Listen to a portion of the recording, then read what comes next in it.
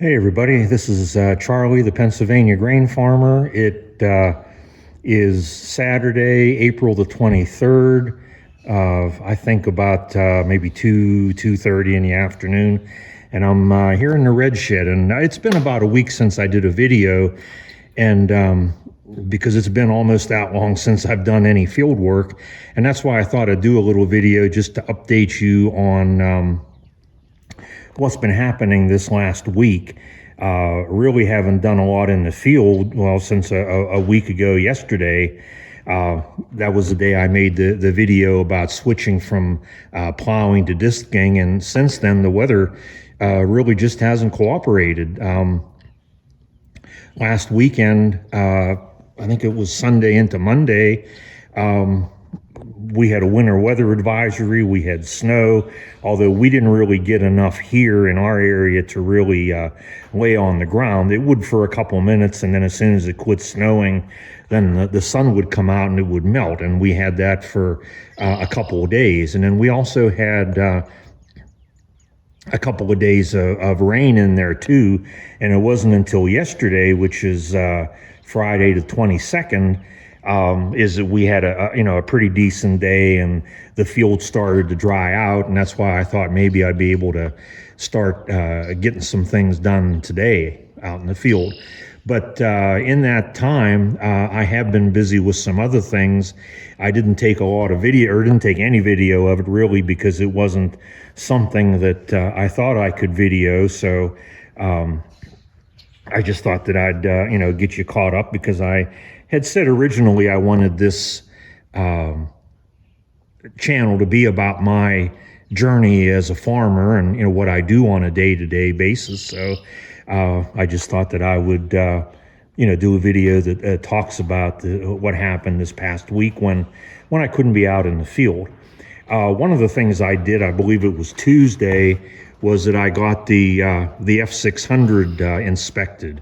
The inspection ran out at the end of this month, and I have farm plates on it here in Pennsylvania, so I can run it any time of the day or night. I'm not limited like people are when they get, I believe, what's just called a farm tag, where they don't really have it licensed, but they can run it during the day for farm use. I can run mine at any time, but it does need to be inspected. So I took it to the local Ford dealership on Tuesday, got that inspection done, and it passed with no problems, except they told me that for next year that I'm probably going to need a left-hand tie rod end, and also the rotor on the left front brake was getting a little bit rusty on the inside, and they thought that maybe next year it might not pass. But those are things that I'll have my friend Ben help me with to get them addressed before it gets inspected next year. So that it's got a new sticker now, and it's legal, so that process is done for the year. Now, some other things that I did, I think I told you that last Friday, a week ago yesterday, was when I did the video when I was disking. And what I didn't get to show was what happened to me about an hour after I quit videoing. And that was that I had a burst hydraulic hose going back to the disc. This, not the rear window so much, but the left-hand window was all covered with oil. I thought it was something coming out of the tractor, so I stopped the tractor, put the disc was already down. I walked the whole way around it, couldn't see anything running out or dripping. I got back in, I pulled the hydraulic lever up, and when it started to pressure up the lines back to the disc, the one was spraying like a geyser. So you can see, I think you can see up here on the field right above, that's my finger, right above that bush. You might be able to make out that's where the disc is parked, because that's where I was whenever that hydraulic line burst. And I knew the way it was blowing out of there that I wasn't going to be able to raise the disc and bring it all the way down here to get that changed. So I just unhooked the disc there, came back and got some tools, took the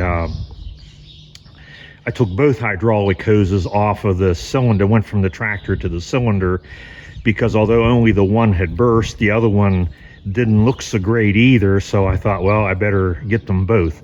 The local hydraulic shop, this happened like 4:30 in the afternoon, and the local hydraulic shop that I usually go to closes at 4:30, and I found out they weren't open on Saturday. So what I did once I found all that out was I called my buddy Ben, who helps me with mechanic stuff, and up in his shop up on the mountain, he makes hydraulic hose. So I went up there.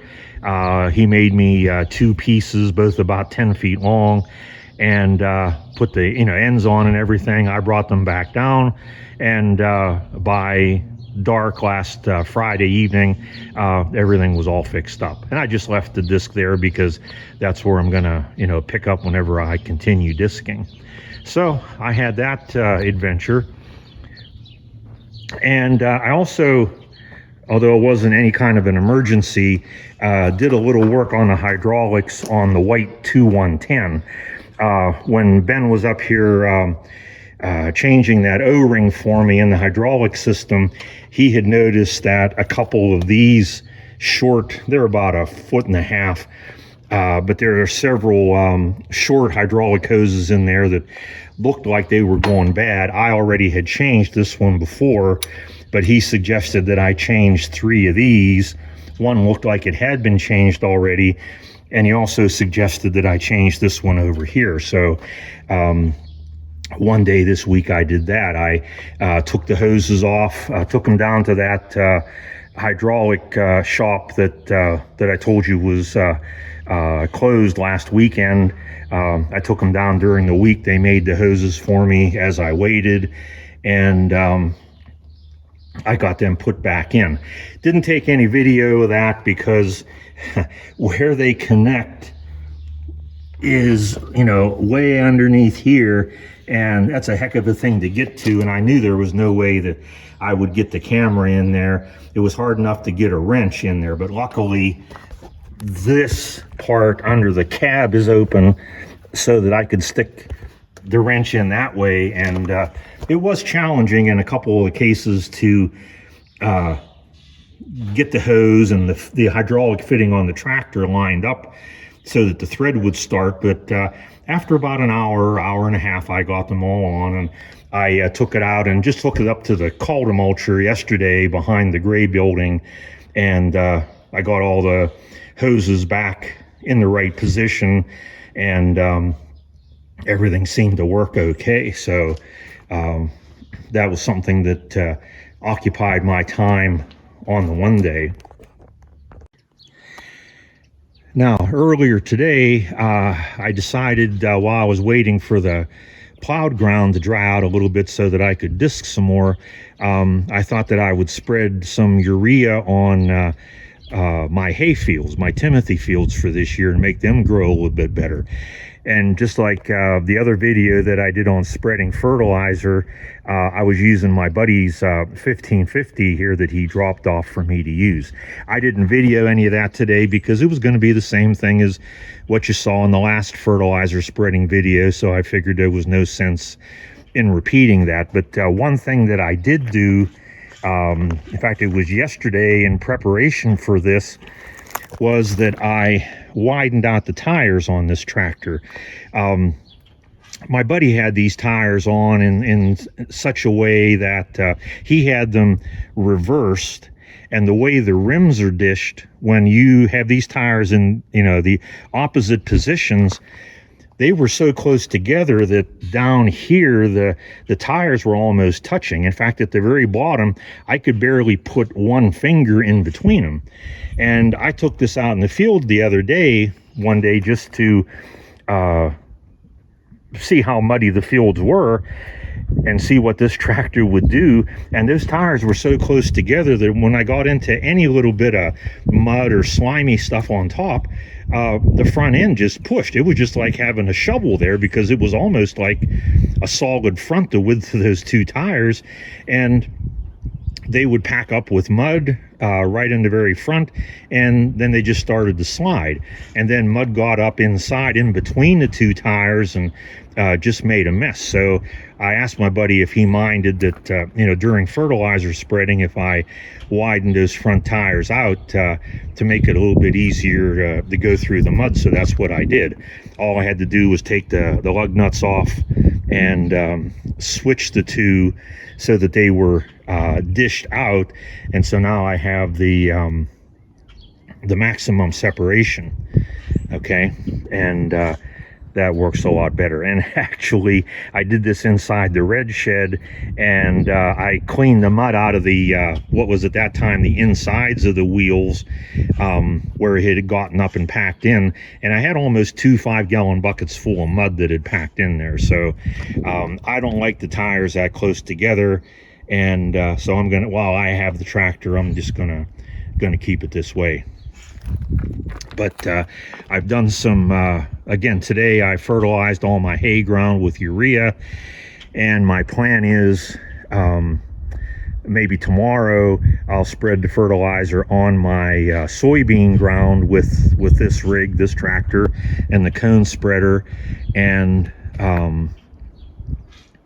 then possibly tomorrow or Monday, my friend Corey's going to come up with a bigger spreader and spread my triple 19 fertilizer on all my corn ground. So that we're hoping that by the end of the day, Monday, that I can have everything fertilized. In the meantime, I'll be doing some more disking to prepare for the planting of soybeans and corn.